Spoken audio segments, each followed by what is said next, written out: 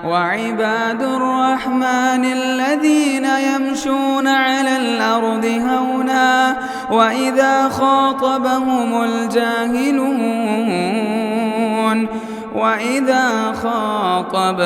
الجاهلون قالوا سلاما.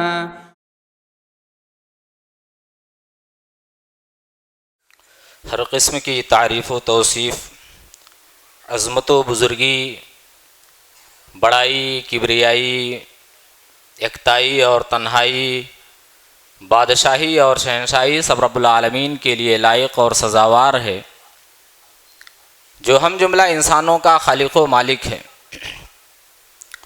بعدہ درود و سلام کا نزول ہو اللہ رب العالمین کے تمام انبیاء پر، خصوصاً جناب محمد رسول اللہ صلی اللہ تعالی علیہ وآلہ وسلم پر،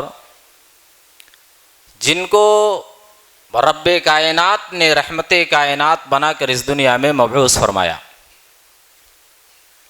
حاضرین گرامی، اللہ رب العالمین نے قرآن مقدس کے اندر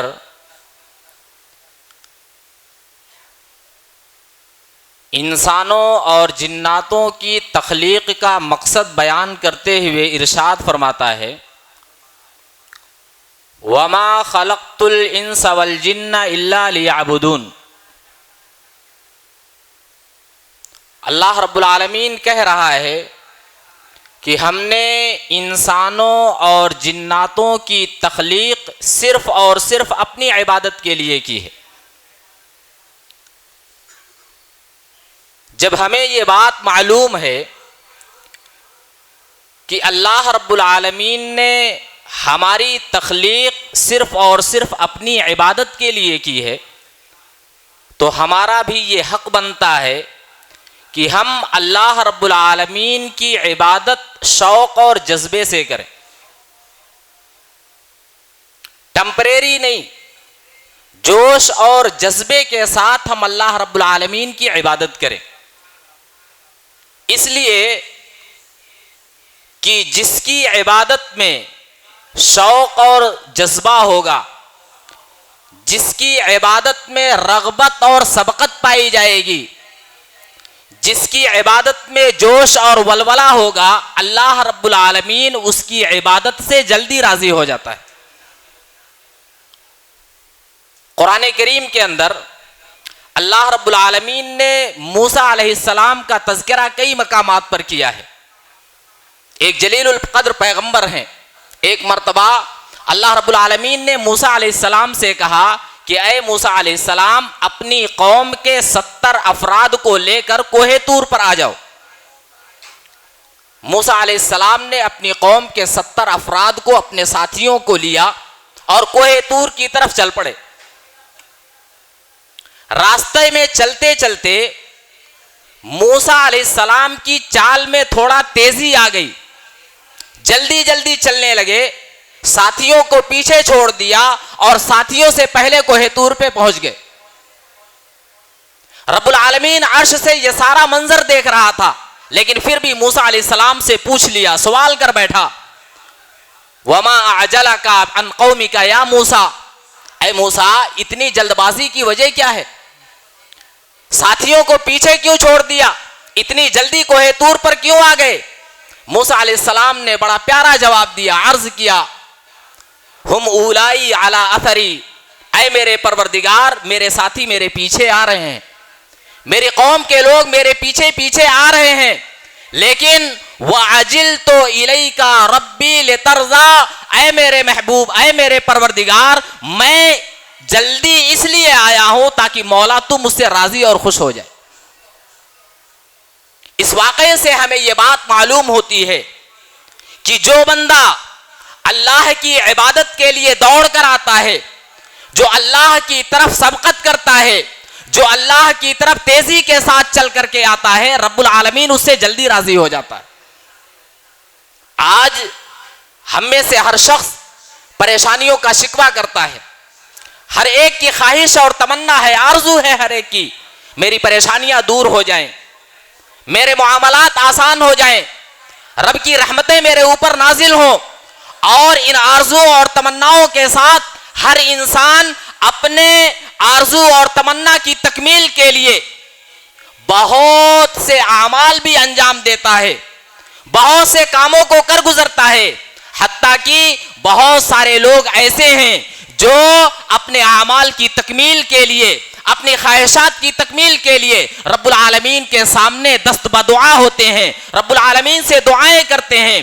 اور کچھ افراد ایسے ہیں جو شرعی حدود کو تجاوز کرتے ہوئے شرکیہ کام میں بھی ملوث ہو جاتے ہیں تاکہ ہمارا کام پائے تکمیل کو پہنچ جائے. لیکن میرے بھائیوں، آئیے قرآن سے پوچھتے ہیں، قرآن سے سوال کرتے ہیں کہ آسانیاں کیسے آتی ہیں، رب کی رحمتوں کا نزول کیسے ہوتا ہے، رب العالمین برکتوں کے دروازے کیسے وا کرتا ہے، کیسے کھولتا ہے. آؤ قرآن سے پوچھتے ہیں. قرآن ہمارے سامنے زکریہ علیہ السلام کا واقعہ بیان کرتا ہے. زکریہ علیہ السلام کا واقعہ، ایک مرتبہ زکریہ علیہ السلام نے اپنے ہاتھوں کو آسمان کی طرف اٹھایا اور رب العالمین سے ایک التجا کر دی، رب العالمین سے ایک دعا مانگ لی. وہ دعا کیا تھی؟ قرآن میں اللہ رب العالمین نے ان کی دعا کا ذکر کیا ہے. زکریہ علیہ السلام نے کہا ربی لا تذرنی فردا وانت خیر الوارثین. زکریہ علیہ السلام نے اپنے پروردگار کے سامنے اپنے ہاتھوں کو پھیلا کر کے ایک التجا کیا اور کہا رب العالمین، اے میرے پروردگار، میرا ایمان ہے، میرا یقین ہے، میرا یہ عقیدہ ہے کہ اولاد تو عطا کرتا ہے، وارث تو عطا کرتا ہے، بیٹا بیٹی تو عطا کرنے والا ہے. اے الہ العالمین، مجھے بھی بیٹے کی ضرورت ہے، میں بھی ایک وارث چاہتا ہوں، اس لیے اے میرے پروردگار تو مجھے ایک نرینہ اولاد عطا کر دے. مفسرین نے لکھا ہے کہ زکریہ علیہ السلام نے جب یہ دعا رب العالمین سے مانگی ہے اس وقت ان کی عمر 90 سال تھی. 90 سال کی عمر میں، اس پیرانہ سالی میں، اس ضعیفی کی عمر میں، جب انسان کی ساری خواہشات مر جاتی ہیں، انسان کی ساری آرزویں ختم ہو جاتی ہیں اور ڈاکٹر بھی ہاتھ کھینچ لیتا ہے کہ اب اولاد کا کوئی چانس نہیں ہے، اس حالت میں بھی زکریہ علیہ السلام اپنے پروردگار پر یقین کرتے ہوئے رب العالمین کے سامنے اپنی التجا رکھتے ہیں اور کہتے ہیں مولا، میرا عقیدہ اور میرا ایمان ہے کہ تو ہی نوازنے والا ہے، میں تجھ سے سوال کرتا ہوں مجھے ایک وارث عطا کر دے. 90 سال کی عمر ہے. اللہ رب العالمین نے زکریہ علیہ السلام کی یہ التجا سننے کے بعد یہ نہیں کہا کہ اے زکریہ علیہ السلام اب وقت گزر چکا ہے، اب ٹائم نہیں بچا، اب شاخ بھی مرجھا گئی ہے، اس لیے اب اولاد کا کوئی چانس نہیں ہے. اللہ رب العالمین نے یہ نہیں کہا، بلکہ قرآن پڑھیے. قرآن ہمیں بتاتا ہے کہ رب العالمین نے 90 سال کی عمر میں زکریہ علیہ السلام نے دعا مانگی، اللہ رب العالمین نے ان کو بیٹا عطا کیا ہے. اللہ رب العالمین قرآن میں کہتا ہے وَوَهَبْنَا لَهُ يَحْيَا وَأَصْلَحْنَا لَهُ زَوْجًا. رب العالمین کہتا ہے کہ ہم نے زکریہ علیہ السلام کی بیوی کو اس لائق بنا دیا کہ وہ بچے کو جنم دے سکے، اور جب زکریہ علیہ السلام کی بیوی میں بچہ جننے کی صلاحیت آ گئی، اللہ رب العالمین نے ان کو ایک بیٹا عطا کیا جس کا نام یحییٰ علیہ السلام ہے، جن کو اللہ نے نبی بھی بنایا. جانتے ہو کیوں اللہ رب العالمین نے زکریہ علیہ السلام کی دعا کو رد کیوں نہیں کیا؟ زکریہ علیہ السلام کی التجا کو اللہ نے رد کیوں نہیں کیا؟ جانتے ہو کیوں؟ قرآن میں اللہ رب العالمین اس کی وجہ بھی بتاتا ہے. اللہ رب العالمین قرآن میں اس کی وجہ کا بھی تذکرہ کرتا ہے اور کہتا ہے انہم کانوا یسارعون فی الخیرات ویدعوننا رغبا ورہبا وکانوا لنا خاشعین. رب العالمین کہتا ہے کہ اے میرے بندو، زکریہ علیہ السلام نے جب ضعیفی کی عمر میں مجھ سے اولاد مانگی تھی تو میں نے ان کی دعا کو رد اس لیے نہیں کیا تھا. کیوں؟ کانوا یسارعون فی الخیرات، نیکی کے کاموں میں وہ سبقت کرنے والے تھے، نیکی کے کاموں میں وہ جلدی آگے بڑھنے والے تھے، نیکی کے کام شوق سے کرنے والے تھے. وَيَدْعُونَنَا رَغَبًا وَرَهَبًا، اور ان کی پکار میں ایک جوش اور ولولہ پایا جاتا تھا، ان کی پکار میں شوق اور جذبہ پایا جاتا تھا۔ وَكَانُوا لَنَا خَاشِعِينَ، اور ان کی دعاؤں میں خشیت کا پہلو بھی غالب تھا، اسی لیے ہم نے زکریا علیہ السلام کی دعا کو رد نہیں کیا ہے۔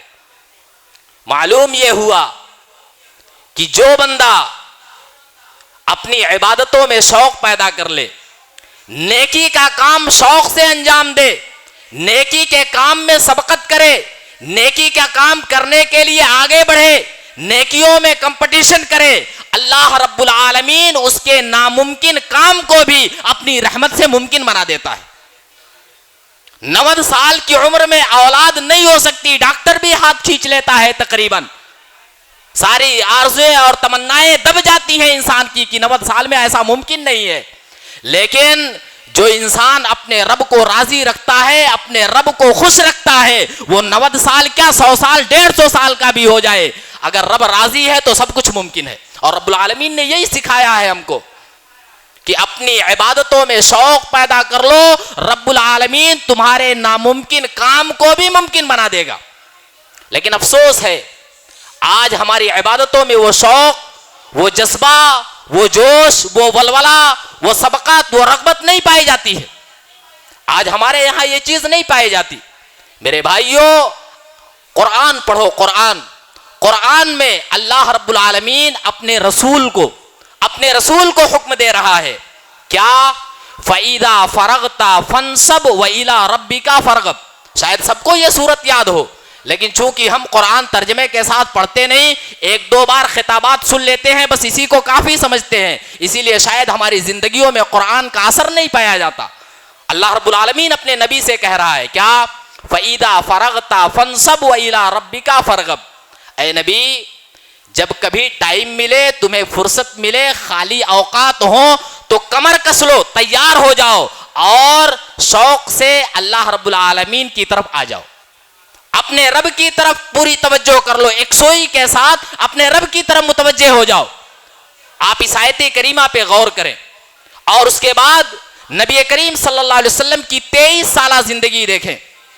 13 سال مکہ کی زندگی، 10 سال مدینہ کی زندگی، 23 سالہ زندگی نبوت کے بعد نبی کریم صلی اللہ علیہ وسلم کی زندگی کو اگر آپ پڑھیں گے، سنیں گے، دیکھیں گے تو آپ کو معلوم ہوگا کہ رب العالمین نے اپنے نبی سے جو مطالبہ کیا کہ اے نبی شوق سے میری عبادت کرو، اللہ کے نبی صلی اللہ علیہ وسلم نے اس آیت پر عمل کر کے دنیا والوں کو دکھا دیا کہ اللہ رب العالمین کی عبادت کیسے کی جاتی ہے۔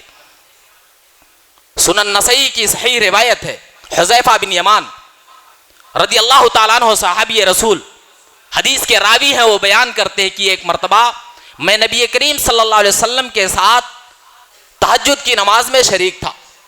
نبی کریم صلی اللہ علیہ وسلم نماز پڑھ رہے تھے، میں بھی تھا۔ نبی کریم صلی اللہ علیہ وسلم نے سورہ فاتحہ کے بعد سورہ بقرہ کی تلاوت شروع کر دی۔ حذیفہ بن یمان کہتے ہیں کہ میرے دل میں خیال آیا کہ شاید اللہ کے رسول صلی اللہ علیہ وسلم 100 آیتیں پڑھ کر کے رکوع کر لیں گے۔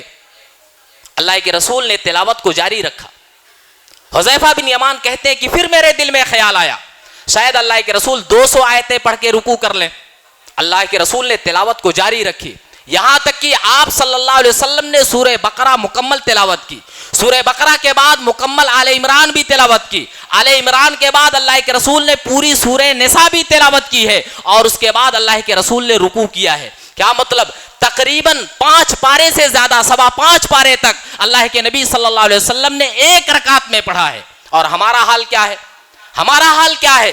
نبی کریم صلی اللہ علیہ وسلم کی عبادت کا شوق دیکھو، ایک رکعت میں 5.25 پارے آپ تلاوت کر رہے ہیں، اور ہماری عبادتوں کا شوق یہ ہے، ہماری عبادتوں کا حال یہ ہے، ہم یہ چاہتے ہیں کہ جتنی چھوٹی سورت ہم پڑھ سکیں اتنی چھوٹی سورت ہم تلاوت کر کے اور اس کے بعد مسجد سے باہر بھاگ جائیں گے۔ یا ہمارا امام اگر کسی دن لمبی نماز پڑھا دے تو ہم برہم ہو جاتے ہیں، غصہ ہو جاتے ہیں کہ اتنی لمبی نماز پڑھانے کو کس نے کہا تھا، ہم اتنے آرام پرست ہو گئے، ہم نے بھی اسی نبی کا کلمہ پڑھا ہے، ہم بھی اسی نبی کے متبع ہیں، ہم بھی اسی نبی کے ماننے والے ہیں، ہم بھی اسی نبی کو فالو کر رہے ہیں. اگر نبی کریم صلی اللہ علیہ وسلم نے قرآن کی عملی تصویر بن کر کے دنیا والوں کو دکھایا ہے عبادت کس طریقے سے کرنی چاہیے, میرے بھائیوں اگر ہم نبی کا کلمہ پڑھنے والے ہیں تو ہماری زندگیوں میں یہ چیز کیوں نہیں پائی جاتی ہے؟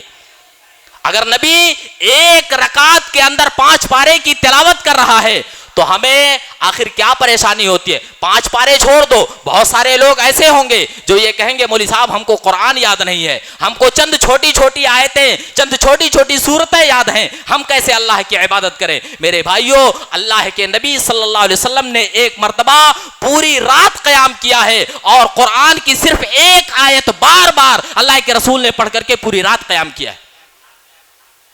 کیا کہتے ہو ہم کو قرآن نہیں آتا ہے؟ شوق پیدا کرو, ایک آیت پڑھو آپ قرآن کی, لیکن شوق سے پوری رات وہی ایک آیت پڑھو اللہ رب العالمین کی رضا کے لیے, اللہ رب العالمین کی خوشنودی کے لیے. نبی کریم پوری رات کا قیام کر رہے ہیں, پیروں میں ورم آ جا رہا ہے, پیر پھوک جا رہے ہیں.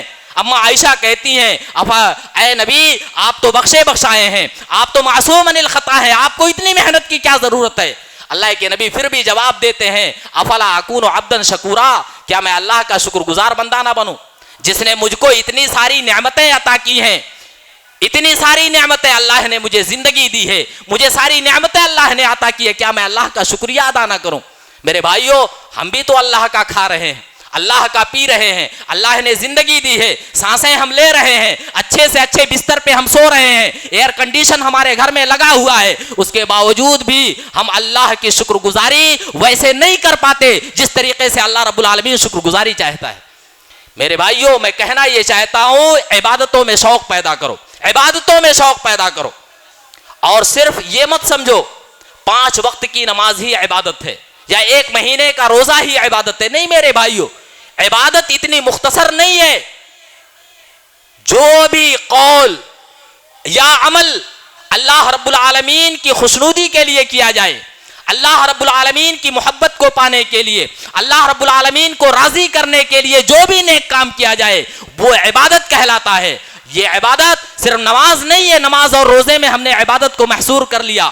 ہم نے چند رسمی نمازیں پڑھ لی ہیں, 5 وقت ہم مسجد میں آ جاتے ہیں یا کہیں اور نماز پڑھ لیتے ہیں, 1 مہینے کا ہم روزہ رکھ لیتے ہیں اور اس کے بعد یہ سوچتے ہیں ہمارا کام ہو گیا, ہم کامیاب ہو گئے, جنت کے ہم ٹھیکیدار بن گئے, جنت کے ہم مہمان بن گئے, اب اس سے زیادہ کرنے کی ضرورت نہیں ہے.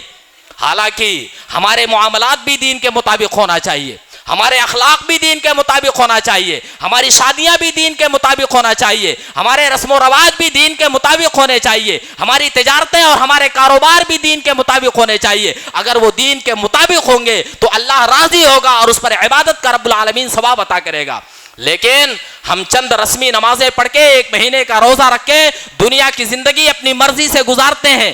ہماری شادیوں میں اسلامی طریقہ نہیں پایا جاتا, ہماری تجارتوں میں اسلامی طریقہ نہیں پایا جاتا, ہمارے کاروبار میں اسلامی طریقہ نہیں پایا جاتا, ہمارے معاملات میں اسلامی طریقہ نہیں پایا جاتا. میرے بھائیوں ہم رب کو خود ناراض کر کے بیٹھے ہیں, اس کے بعد شکوہ کرتے ہیں زندگی میں بڑی پریشانیاں ہیں, زندگی میں سکون نہیں ہے.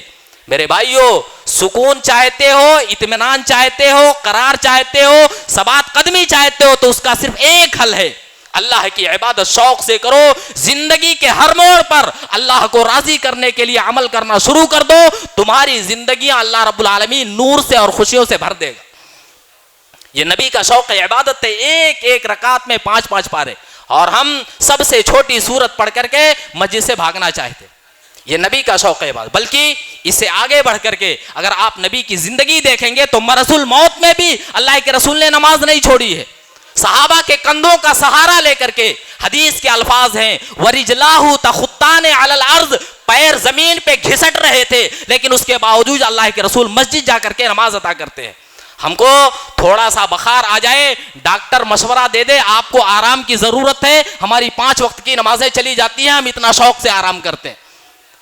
ڈاکٹر کی بات تو ہم کو سمجھ میں آ گئی, لیکن رب العالمین کہتا ہے سارا عمل رب کو راضی کرنے کے لیے کرو, ہر حال میں تمہیں نماز ادا کرنا ہے, تم کہیں بھی رہو نماز تمہیں معاف نہیں ہے. لیکن ڈاکٹر کی سمجھ میں آ گئی, اللہ کی سمجھ میں نہیں آ رہی ہے. نعوذ باللہ, یہ کیا طریقہ ہے؟ اس کے باوجود بھی ہم کہتے ہیں کہ ہم مسلمان ہیں, اللہ کو ماننے والے ہیں, رسول کو فالو کرنے والے ہیں, متبع سنت ہیں. میرے بھائیوں دعوے سے کام نہیں چلتا, دعوے سے کوئی مسلمان نہیں ہو جاتا. مسلمان بننے کے لیے عملی ثبوت پیش کرنا پڑے گا. نماز بھی پڑھنا پڑے گا, روزہ بھی رکھنا پڑے گا, حج بھی کرنا پڑے گا, صدقات و خیرات بھی کرنا پڑے گا, زکوٰۃ بھی ادا کرنا پڑے گا, یتیموں اور بیواؤں کی دستگیری بھی کرنی پڑے گی, راستے سے تکلیف دہ چیز کو ہٹانا بھی پڑے گا, اپنے اخلاق کو بہتر کرنا پڑے گا, زبان پہ کنٹرول کرنا پڑے گا, تب جا کر کے پورا دین مکمل ہوتا ہے. صرف 5 وقت کی نماز اور 1 مہینے کا روزہ یہ دین نہیں ہے. دین ہے لیکن آپ کی جو سمجھ ہے اس اعتبار سے یہ دین نہیں ہے. میرے بھائیوں, دین کیسے مکمل ہوگا؟ جب دین کے سارے احکامات کے مطابق انسان عمل کرے گا تب حقیقت میں وہ اللہ کے دین پر عمل کرنے والا مانا جائے گا. تو میں عرض یہ کر رہا تھا کہ نبی کریم صلی اللہ علیہ وسلم نے اللہ کی عبادت بڑے شوق سے کی ہے. رب العالمین نے جیسے مطالبہ کیا کہ اے نبی ٹائم ملے تو رب کی عبادت کے لیے کمر بستہ ہو جاؤ, شوق سے رب کی عبادت کرو. اللہ کے رسول نے عمل کر کے امت کو دکھا بھی دیا. اور آگے چل کر کے صحابہ کرام رضوان اللہ علیہم اجمعین کی شخصیات ہے, آپ ان کی شخصیات کو دیکھیں. نبی نے جیسا عبادت کا طریقہ اپنے صحابہ کو سکھایا, سیم ٹو سیم صحابہ نے عمل کر کے دکھایا ہے. سیم ٹو سیم صحابہ نے. بلکہ میں یہ کہوں کہ صحابہ نے شوق عبادت میں دنیا کا ہر شوق پیچھے چھوڑ دیا ہے. اتنی محنت اور اتنے شوق اور جذبے سے اللہ کی عبادت کی. سنن ابن ماجہ کی روایت ہے, آپ غور کریں. صحابہ کرام رضوان اللہ علیہم اجمعین مسجد نبوی میں آتے ہیں نماز ادا کرنے کے لیے. فقر و فاقے کا عالم چل رہا ہے. اتنے نحیف, اتنے کمزور اور اتنے لاغر ہیں صحابہ کہ صفوں میں کھڑے ہوتے ہیں تو بے ہوش ہو کر کے گر پڑتے ہیں. جس میں طاقت نہیں ہے, قوت نہیں ہے کہ وہ نماز میں کھڑے ہو سکیں. اس کے باوجود بھی مسجد تشریف لا رہے ہیں نماز پڑھنے کے لیے. منافقین جب مسجد کے سامنے سے گزرتے تو نعوذ باللہ صحابہ کو تانا دیتے اور کہتے انظروا الی ہؤلاء المجانین. منافقین کہتے نعوذ باللہ ان دیوانوں کو دیکھو, ان پاگلوں کو دیکھو, یہ کاروبار نہیں کرتے, یہ تجارتیں نہیں کرتے, یہ مال و متاع کے لیے کوششیں نہیں کرتے ہیں, صرف رب کی عبادت میں لگے ہوئے ہیں, دنیا کی فکر ان کے اندر نہیں پائی جاتی. نبی کریم صلی اللہ علیہ وسلم اپنے صحابہ کو تسلی دیتے ہیں, اے میرے صحابہ منافقوں کی بات دل پر نہیں لینا, منافقوں کے کہنے پہ ناراض نہیں ہو جانا, بلکہ اللہ کے نبی صلی اللہ علیہ وسلم نے تسلی دیتے ہوئے کہا اے میرے صحابہ لو انکم تعلمون ما عند اللہ لکم لدعوتم اللہ ان یزدادکم فقرا وحاجا. اے میرے صحابہ اسی شوق اور جذبے سے رب کی عبادت کرتے رہنا, کیونکہ اگر تمہیں یہ بات معلوم ہو جائے کہ رب العالمین نے تمہاری مہمان نوازی کے لیے آخرت میں کیا کیا سامان تیار کر کے رکھا ہے, اے میرے صحابہ تم رب العالمین سے دعا کرو گے یا الہ العالمین ہماری فقیری میں اضافہ کر دے, ہماری غریبی میں اضافہ کر دے, لیکن ہمارا شوق کم نہیں ہونے دینا. یہ صحابہ ہیں. صحابہ پیٹ میں اناج نہیں ہے, دانے نہیں ہیں, بھوک سے پیٹ پیچوتاب کھا رہا ہے, کھڑنے کی طاقت نہیں ہے, اس کے باوجود بھی رب کی عبادت کے لیے مسجد میں تشریف لاتے ہیں. ایک ٹائم ہم کو کھانا نہ ملے گھر میں تو ہم گھر والوں سے ناراض ہو جاتے ہیں اور اللہ سے بھی ناراض ہو جاتے ہیں, نہ کھائیں گے نہ کچھ کریں گے. ہمارا حال یہ ہے. صحابہ کو دیکھو کئی دن کے فاقے لگے ہوئے ہیں, اس کے باوجود بھی مسجد میں تشریف لاتے ہیں اور اللہ کی عبادت کرتے ہیں. میرے بھائیوں یہی شوق اور یہی جذبہ ہم کو اپنے اندر پیدا کرنا ہے. صرف نمازوں کی حد تک نہیں, ہر عمل میں, ہر نیکی کے کام میں ہم کو اپنا شوق دکھانا ہے تاکہ رب راضی ہو جائے. کیونکہ اللہ رب العالمین قرآن میں یہی کہتا ہے وَسَارِعُوا إِلَى مَغْفِرَةٍ مِّن رَبِّكُمْ وَجَنَّةٍ عَرْضُهَا السَّمَاوَاتُ وَالْأَرْضُ عِدَّةٌ لِّلْمُتَّقِينَ. اللہ کی طرف دوڑ کر کے آؤ, اللہ کی طرف آنے میں کمپٹیشن کرو, اللہ کی طرف آنے کے لیے مقابلہ کرو, نیکیوں میں جلدی کرو, اللہ کی مغفرت تاکہ تمہیں حاصل ہو جائے اور رب کی جنت بھی تمہیں مل جائے. تو گویا جو رب کی طرف دوڑ کر کے آتا ہے, جو رب کی طرف جلدی کر کے آتا ہے, جو رب کی طرف شوق سے آتا ہے, اللہ اس کو معاف کرتا ہے اور اسے اپنی جنت عطا کرتا ہے. اگر ہم خوشحال ہیں, اگر ہم اپنی خوش فہمی کا شکار ہیں کہ ہم نے 5 وقت کی نماز پڑھ لی, رب العالمین ہم سے راضی ہو گیا, اس کے بعد کیا بھی کریں, نہیں ہوتا میرے بھائیوں ایسا.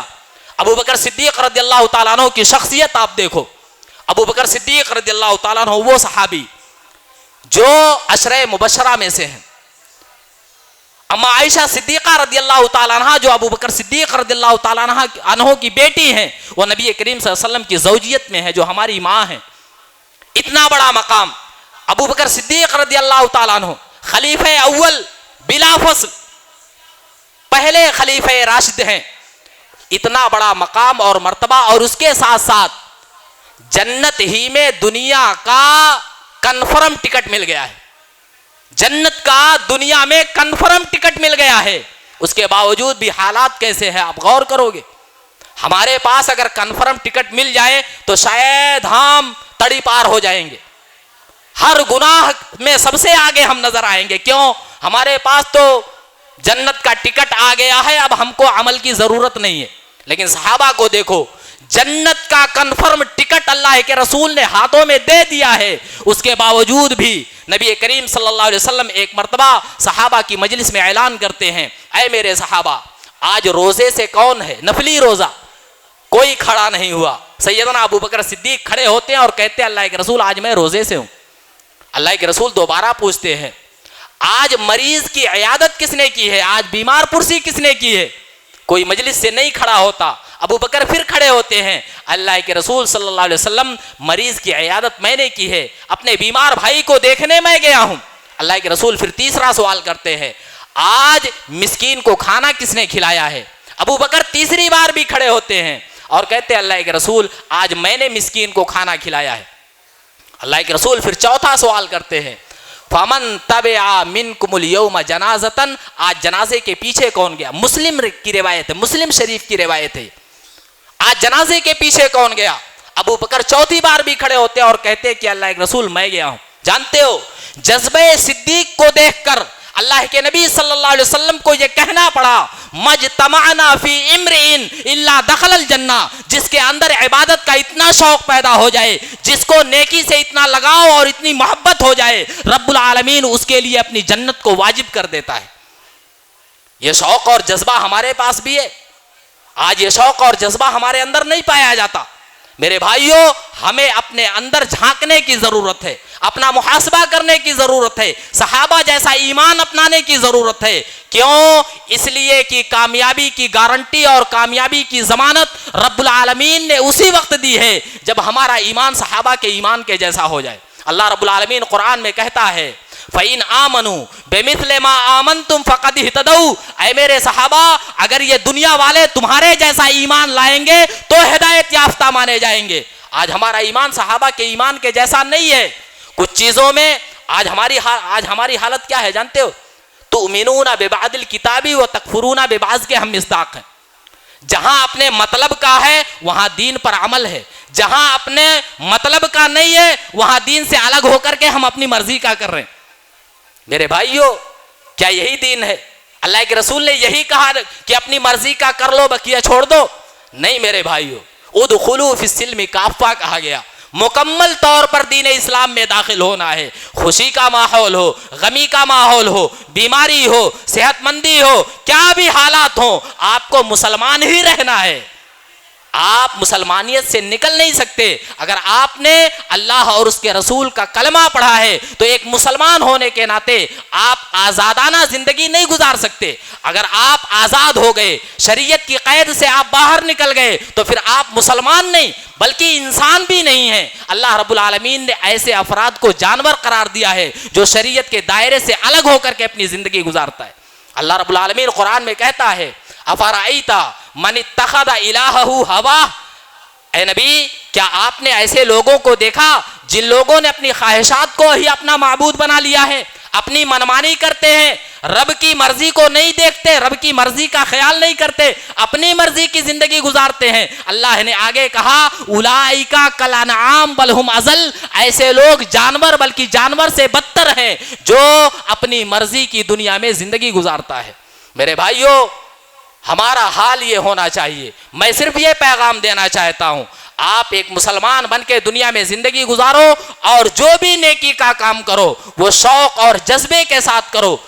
دین کا نیکی کا کام سمجھ کر کے کرو تاکہ اللہ رب العالمین تمہارے اس نیک عمل سے راضی اور خوش ہو جائے اور تمہاری دنیا بھی اللہ رب العالمین سنوار دے اور تمہاری آخرت بھی اللہ رب العالمین سنوار دے. ایک آخری بات کہہ کر کے اپنی بات کو ختم کرتا ہوں. شاید وقت زیادہ ہو گیا لیکن معذرت کے ساتھ. وہ بات یہ ہے، ترمذی کی صحیح روایت ہے. میں آپ کو بتاؤں ہماری عبادتوں میں شوق کیوں نہیں آتا، ہماری عبادتوں میں شوق اور جذبہ پیدا کیوں نہیں ہوتا. اس کی وجہ یہ ہے کہ ہم دنیا کے پیچھے بھاگتے ہیں. حصول دنیا ہمارا اصلی مقصد ہے، اللہ کو راضی کرنا ہمارا مقصد نہیں رہا. دنیا میں اپنا اسٹیٹس بنانے کے لیے، دنیا میں مالدار کہلوانے کے لیے، دنیا میں امیر کہلوانے کے لیے، سینٹ کہلوانے کے لیے ہم کیا کرتے ہیں، پوری محنت صرف کر دیتے ہیں لیکن رب کو راضی کرنے کے لیے ہم نہیں سوچتے. ایک حدیث میں سناتا ہوں اس کے بعد اپنی بات کو ختم کر دیتا ہوں. ترمذی کی صحیح روایت ہے. اللہ رب العالمین خود کہتا، حدیث قدسی ہے. اب یہ حدیث سننے کے بعد فیصلہ خود آپ کرو، آپ کو رب کی عبادت کرنی ہے یا دنیا کی پریشانیاں چاہیے. آپ حدیث سنو اور اس کے بعد فیصلہ کرو. اللہ رب العالمین کہتا ہے، یبن آدم تفرغ لعبادتی املأ صدرک غنى ویدیک رزقا. اے میرے بندے میری عبادت تو شوق سے کرنا شروع کر دے، میں تیرے ہاتھوں کو، تیرے دامن کو روزی سے بھر دوں گا. یہ کون کہہ رہا ہے؟ رب العالمین. رب العالمین یہ کہہ رہا ہے، اے میرے بندے تو شوق سے میری عبادت کر، دنیا کی ٹینشن چھوڑ دے. میں رب العالمین وعدہ کرتا ہوں میں تجھے مالدار بنا دوں گا، میں تیری فقیری کو دور کر دوں گا، میں تیرے سینے میں بے نیازی ڈال دوں گا، تجھے کسی کی ضرورت نہیں پڑے گی. اور آگے اللہ نے یہ بھی کہا، وَإِن لَّمْ تَفْعَلْ، اے میرے بندے اگر تو نے شوق سے میری عبادت نہیں کی، اگر میری عبادت میں تو نے شوق پیدا نہیں کیا، املؤ صدرکا، اے میرے بندے اگر تو نے شوق سے میری عبادت نہیں کی تو یاد رکھنا میں تیرے دل میں فقیری ڈال دوں گا، غریبی ڈال دوں گا اور تیرے ہاتھوں کو بیکار کاموں میں الجھا دوں گا. تیری غربت، تیری مسکنت، تیری لاچاری، تیری فقیری، تیری مشکلات کبھی بھی آسانی میں تبدیل نہیں ہو سکتی ہیں.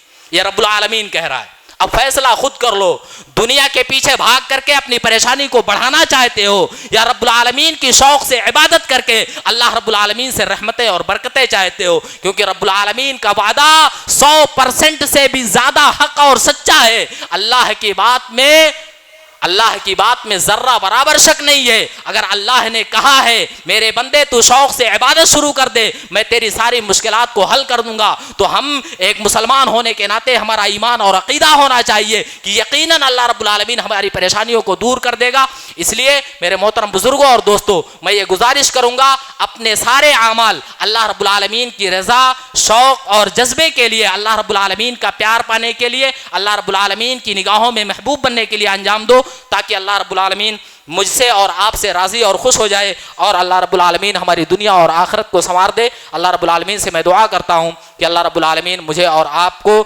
شوق سے عبادت کرنے کی توفیق عطا فرمائے. الہ العالمین ہمیں جو بیمار ہیں تو انہیں شفائے کامل و عاجل عطا فرما، ہمیں جو پریشان حال ہیں تو ان کی پریشانیوں کو دور فرما، ہمیں جو بیمار ہیں، ہمیں جو مقروض ہیں تو انہیں قرض کی ادائیگی کی توفیق عطا فرما. الہ العالمین تمام مسلمانوں کے علم میں، عمل میں، رزق میں، مال میں، اولاد میں اور عمر میں برکت عطا فرما. الہ العالمین تو ہمیں جب تک زندہ رکھ، دین اسلام پر زندہ رکھ اور ہمارا خاتمہ ہو تو ایمان پر ہمارا خاتمہ ہو. آمین وآخر دعوانا ان الحمدللہ رب العالمین. مسجد عباد الرحمن کے پلیٹ فارم سے ہونے والی دعوت و تبلیغ کے مشن کو آگے بڑھانے میں ہمارا بھرپور ساتھ دیں. علم و عمل سے ناطہ جوڑنے کے لیے اہل علم سے جڑیں. مسجد عباد الرحمن کے یوٹیوب چینل کو سبسکرائب کریں اور آگے شیئر کرنا ہرگز نہ بھولیں. فجزاکم اللہ خیرا.